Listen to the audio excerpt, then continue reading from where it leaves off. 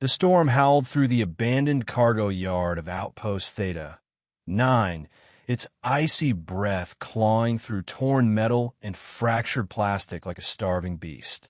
The colony moon, Ithera V, wasn't meant for comfort, especially not after the terraforming corporation had pulled out, leaving the outpost to rust beneath starless skies.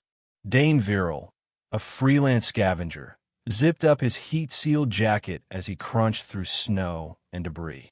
His ship, the Emberhawk, was parked nearby, idling in standby. He'd been out for hours, scanning old wrecks for anything of value. Power cores, alloy strips, NAV chips, anything that could keep him fed and fueled for another cycle. He was about to turn back when he heard it. A sound, so faint he thought it was the wind. But then, again a whimper, high-pitched, desperate. He turned, eyes narrowing, senses sharpening. The sound was coming from beneath a half-collapsed storage crate. Carefully, Dane approached.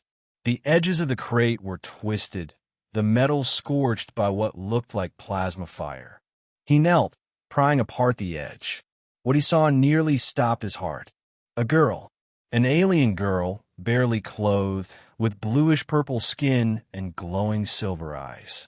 Her small form was curled into herself, arms wrapped tight around her knees. Her hair, long and silver-white, was tangled and frozen to her skin. She trembled uncontrollably, her breath coming in visible, ragged puffs. She looked no older than 10. Dane's mind raced. She wasn't from any species he recognized immediately, but it didn't matter. She was freezing, dying. "Hey," he said gently, lowering his voice. "It's okay. You're safe. I'm not going to hurt you." Her eyes flicked open wider in fear. She tried to pull away, but her limbs barely responded. Dane stripped off his heat gloves and reached inside his jacket for an emergency thermal wrap. He leaned in slowly, like approaching a wounded animal. "I'm here to help." She didn't understand his words, but she understood his warmth. As he wrapped the blanket around her trembling frame, she began to sob. Back on the Emberhawk, Dane laid her on a heated cot in the medbay. The girl clung to the blanket like it was life itself. She refused food at first, then devoured it like she hadn't eaten in days. He scanned her for wounds, minor frostbite, dehydration, malnutrition, but nothing fatal. Still, she didn't speak, not even when he offered water or whispered comfort. He named her Leary. Over the next few days, Dane tried everything to learn where she'd come from. No local records showed any missing children. No transport logs. No distress beacons. She had no translator chip. Her species wasn't in any Federation registry. She was, as far as he could tell, completely alone. But she was smart. Very smart. Within a week, she'd started mimicking words, copying his gestures, learning. Within 2, she was helping him organize tools. She still barely spoke, but her eyes, those haunting silver eyes, followed everything. Listened. Understood. Dane had never been a father. Hell, he'd never even had a crew. The galaxy had been a lonely, hostile place to him, filled with rusted machines, fading stars, and people only out for themselves. But Leary? She changed everything. One evening, as Dane prepared the rations, Leary tugged at his sleeve. He turned, and she spoke her first sentence in clear, hesitant standard. "You warm." Dane froze. His throat tightened. He knelt beside her. "You're safe now," he said softly, placing a hand on her shoulder. "I promise." But peace was never simple. 3 weeks later, a Zovarian patrol ship landed on Theta 9. The Zovarians were cold-blooded bureaucrats, enforcers of Galactic protocol, enforcers of silence where there should be compassion. They'd received a ping, a biosignature anomaly. Leary, Dane knew he should have shut off the ship's beacon, but he hadn't. He didn't want to risk her being completely off-grid if something happened to him. Now, they were at his airlock, A tall, armor-clad Zovarian stepped aboard, flanked by 2 drones. "We received anomalous readings from this location," the officer said, his voice devoid of emotion. "You are harboring an unregistered life form." Dane stood firm. "She's a child.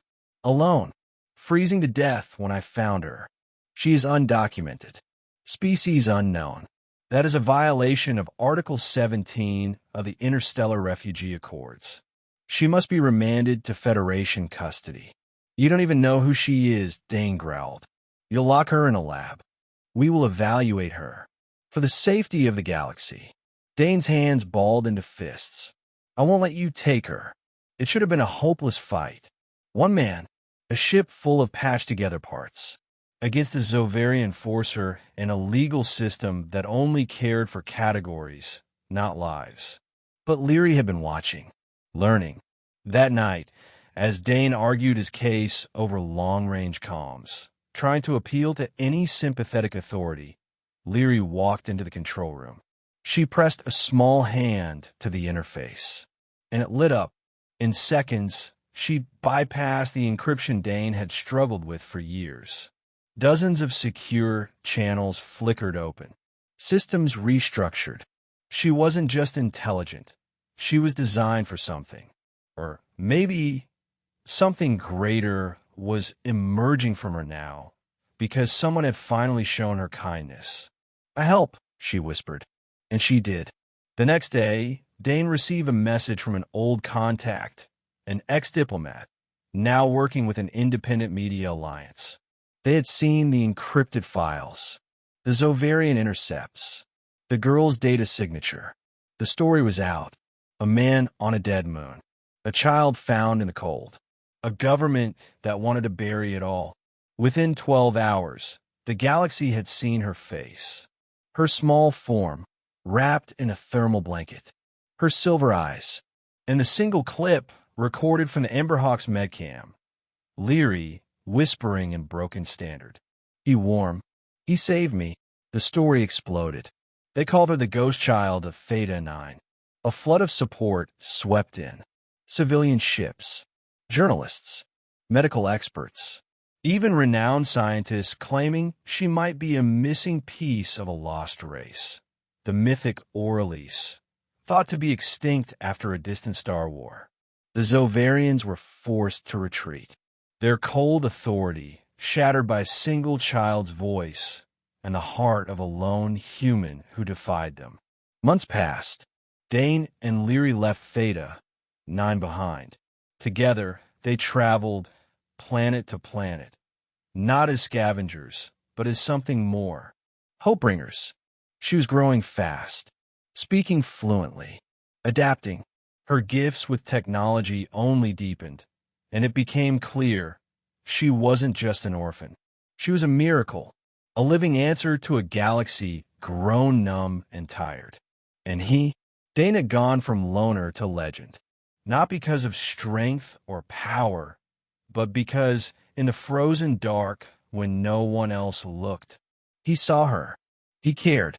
On a floating station orbiting the twin suns of Aurelia, Dane stood beside Leary as she spoke to a crowd of thousands. Her voice broadcast across hundreds of systems. "I was cold, forgotten, alone," she said, her voice soft but powerful. "But he gave me a blanket and a home." She looked at Dane, eyes shimmering. "He showed me warmth, and now I will show it to the stars." The crowd erupted in applause. Across planets, beings of every kind watched in silence, and then with tears, because in a universe filled with laws, guns, and metal hearts, it was kindness that melted them all.